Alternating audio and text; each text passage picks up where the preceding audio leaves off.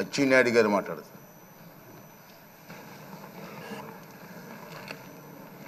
అధ్యక్ష, 16వ శాసనసభకి శాసనసభాపతిగా, అందులో మా ఉత్తరాంధ్ర జిల్లాల నుంచి 5వ శాసనసభాపతిగా ఎన్నికైనందుకు తెలుగు ప్రజల తరపున, ముఖ్యంగా ఉత్తరాంధ్ర ప్రజల తరపున, తెలుగుదేశం పార్టీ తరపున హృదయపూర్వకంగా మీకు అభినందనలు తెలియజేస్తున్నాను. స్వాతంత్రం వచ్చిన తర్వాత 37 సంవత్సరాలు కొన్ని వర్గాలకే పరిపాలన పరిమితమైనటువంటి సందర్భంలో 1982వ సంవత్సరంలో విశ్వవిఖ్యాత నట సార్వభౌములు నందమూరి తారక రామారావు గారు తెలుగుదేశం పార్టీ స్థాపించారు. స్థాపించిన రోజే ఈ పార్టీ బడుగు బలహీన వర్గాల పార్టీ, అందులో బలహీన వర్గాల పునాదులపైన పుట్టిన పార్టీ అని చెప్పి ప్రకటించడమే కాకుండా డే 1 నుంచి బలహీన వర్గాలకి ఆ అవకాశాన్ని ఇచ్చిన విషయం ఒక్కసారి గుర్తు చేస్తున్నాను. అందులో భాగంగానే బలహీన వర్గాలకు చెందినటువంటి అయ్యన్న పాత్రుడు గారు అతి చిన్న వయసులోనే శాసనసభకి అవకాశం ఇచ్చినటువంటి నాయకుడు ఎన్టీ రామారావు గారు తెలుగుదేశం పార్టీ అని చెప్పి బలహీన వర్గాల వ్యక్తిగా గర్వంగా చెప్పదలుచుకున్నారు. మీరు 42 సంవత్సరాల సుదీర్ఘ రాజకీయ ప్రయాణంలో అనేక పదవులు మీరు చేశారు. కానీ ఒక్కరోజు కూడా ఆ రోజు ఎన్టీ రామారావు గారి మాట కానీ, ఈరోజు చంద్రబాబు నాయుడు గారి మాట కానీ జవదాటకుండా పార్టీ ఏ ఆదేశాలు ఇచ్చినా, పార్టీ ఏ అవకాశం ఇచ్చినా దానిని సద్వినియోగం చేసుకొని మీరు పాలన అందించారు తప్ప ఇంకొకటి లేదు అని చెప్పి మీకు తెలియజేస్తున్నాను. 7 సార్లు ఎమ్మెల్యేగా గెలిచారు, 4 సార్లు మంత్రిగా చేశారు. అందులో ఇంకొక విషయాన్ని శాసనసభకు చెప్పాలి. పార్టీ ఆదేశం ప్రతి ఒక్కరికి శిరస వహించాలనేది నా అభిప్రాయం. 1996లో నాకు బాగా గుర్తు, అప్పుడే నేను ఇంకా ఎమ్మెల్యే కాలేదు. మన నాయకుడు చంద్రబాబు నాయుడు గారు ముఖ్యమంత్రిగా బాధ్యతలు స్వీకరించిన తర్వాత మొట్టమొదటిసారి పార్లమెంట్కి ఎన్నికలు వచ్చాయి. ఆ సమయంలో తమరు మంత్రిగా ఉన్నారు. ఆ రోజు అధ్యక్షులుగా, ముఖ్యమంత్రిగా చాలామంది మంత్రులకి మీరు ఎంపీలుగా పోటీ చేయండి అని రిక్వెస్ట్ చేస్తే చాలామంది దాన్ని ఒప్పుకోలేదు, మంత్రి పదవి వదిలి వెళ్ళడానికి.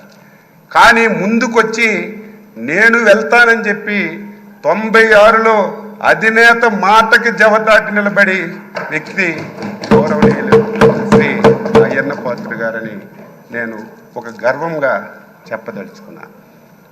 ఈరోజు బలహీన వర్గాలకి తెలుగుదేశం పార్టీ ఎన్టీ రామారావు గారు ఇచ్చారు, చంద్రబాబు నాయుడు గారు ఇచ్చారు.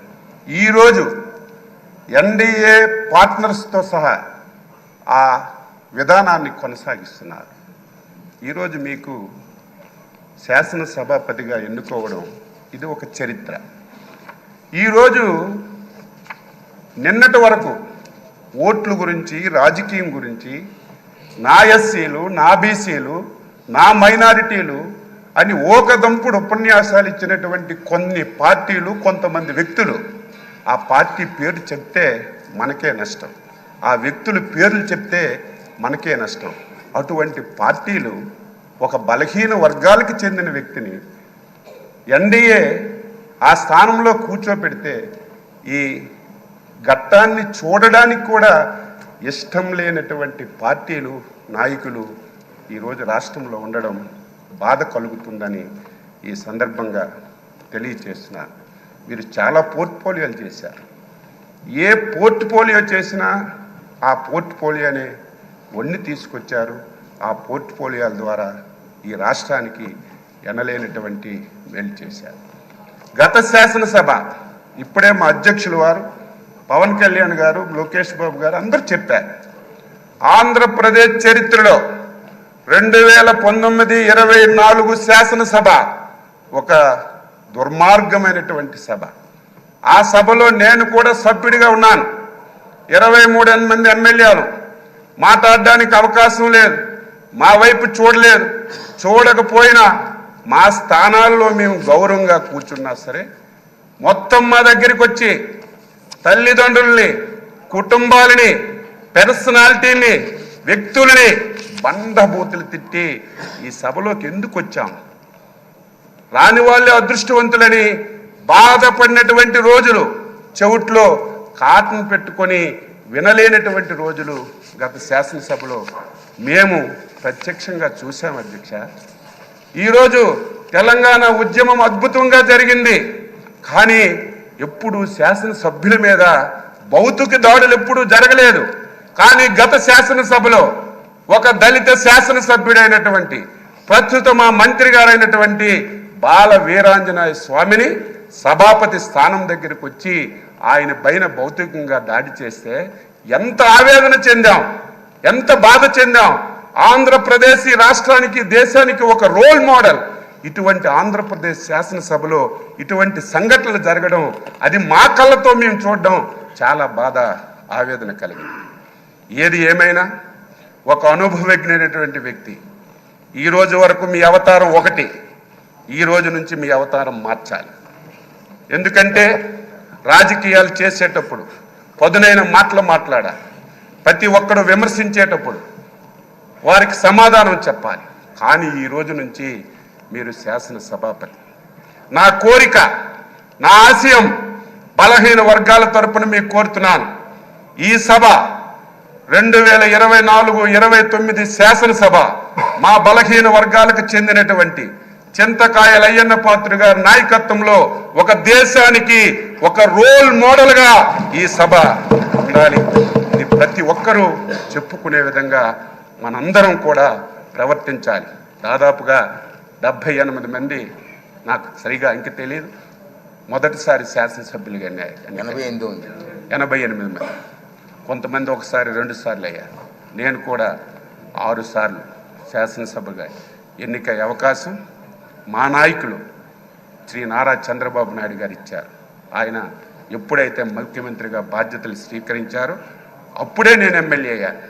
నేను కూడా సభ్యులందరికీ కోరుతున్నాను, ఎవరమైనా సరే కొంతమంది వ్యక్తులు పేర్లు ఈ శాసనసభలో వినడానికి వీలు లేదు. పార్టీలు పేర్లు ఎక్కర్లేదు. ఎవరు ఏది చెప్పినా స్వచ్ఛంగా మనం సమాధానం ఇద్దాం. రాష్ట్ర ప్రయోజనాల గురించి పనిచేద్దాం. ఈ పార్టీ మీద ఒక అచంచలమైన విశ్వాసంతో, ఎన్డీఏ మీద ఒక అచంచలమైనటువంటి ఒక నమ్మకంతో ఒక మ్యాండేట్ ఇచ్చారు.